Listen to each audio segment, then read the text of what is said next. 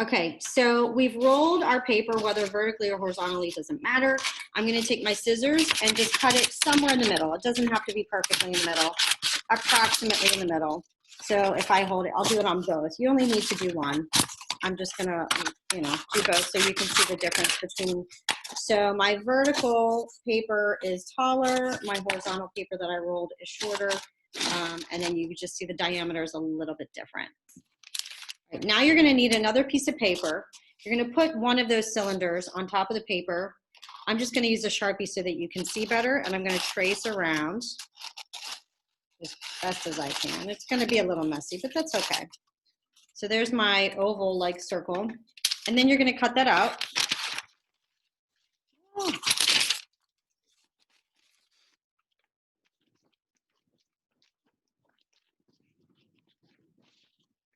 I'm not taking my time.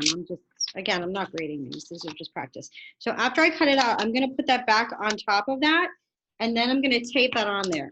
And I'm gonna show you how I do it. You can do it any way that you want, but I like to put, so the tape is facing up, the sticky side.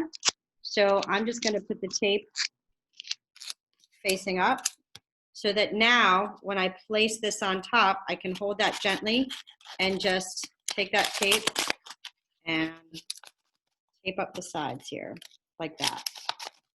So it's stuck to the bottom. So there's the bottom, there's from the side, you can see that piece of paper tape there, and there you go. Now with the other cylinder, I want you to fold it in half, like that, and then fold it in half again. I'm just adding really nice creases. So now when I open it, one of these creases, I'm gonna pull that back out and crease it the other way. So I now have, and you can ignore that extra little piece of paper on the inside. So my cylinder has now become a square or a rectangle, however you decide to do it. But with this, I'm gonna do the exact same thing I did with the cylinder. I'm gonna take a piece of paper and place it on top. Move this over here a little bit. And trace around it as best as I can. Again, this is just learning how to make paper sculptures because these are essentially our templates. So I'm gonna go ahead and cut out that square-ish. Again, I'm doing this super quick. You can take your time. Get my tape.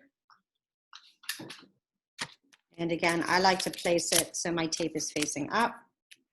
So I'm kind of sliding that tape underneath, however you want to do it. Holy crap, it's windy out there.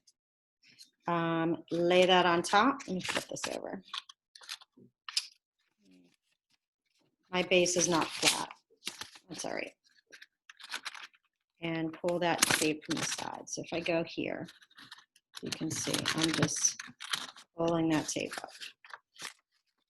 Again, this is just how I do it. If you tape it, if you want to hold it upside down and put the paper on top and wrap the tape, that's fine too. But now I have a cylinder and a box square, both that have a base. I purposely used line paper for the base so that you could see the difference. You could see that's the bottom, these are the sides. And that was literally just from rolling. Okay, so I've got a new piece of paper.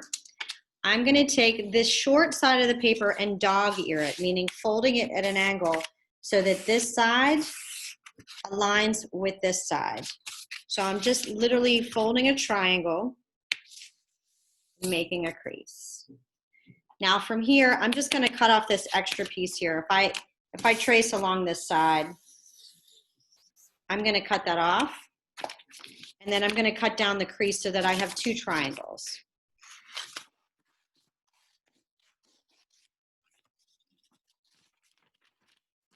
And then I'll stop and let you guys get caught up. Oops. Just a little bit off, that's okay. Okay, so my arrow's pointing up.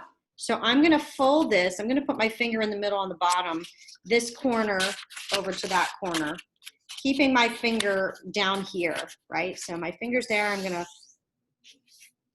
crease it up to the top. So go ahead and do. My finger is the middle of my original folded paper, right? My crease is here. So now I'm gonna take this point, I could either rotate it and fold it in half again. That might actually make more sense. So I'm gonna rotate this so my finger, now where my original fold is pointing down, and I'm gonna take that and fold it in half again. So that finger is staying right there, and I'm making another crease. Okay, so my finger, imagine this is the bottom of your pizza slice, and I want to create my pizza slice. So I'm taking my shortest side as my side of the pizza, and I'm gonna draw as best as I can, sort of a diagonal. So now this looks like a pizza slice, right? If I turn that a little bit. So what I'm gonna do, and it doesn't need to be super curved, it can almost even be straight. I'm gonna cut across that, and just watch for a minute first. When I open this, I now have somewhat of a half circle. What I wanna do is these two sides, let me go this way. I want these two sides to meet up like this, and I'm gonna actually, you know what, I have a better idea. I'm just gonna fold this back in half. I'm gonna tape this side. So let me get a piece of tape,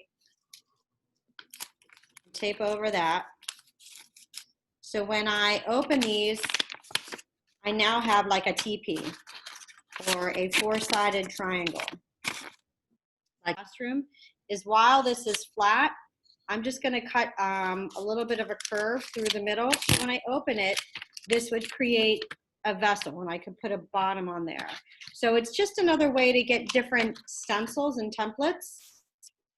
I want you guys to post on Discord whatever you've got. Ava, I want you to post your mistake. That's good. It shows what your effort is and where I need to improve my teaching. I've seen it before though, so no stress. You're not getting points off. I want you guys all to try. So post what you've got today, and I will see you guys tomorrow. We'll continue. I hope this was fun.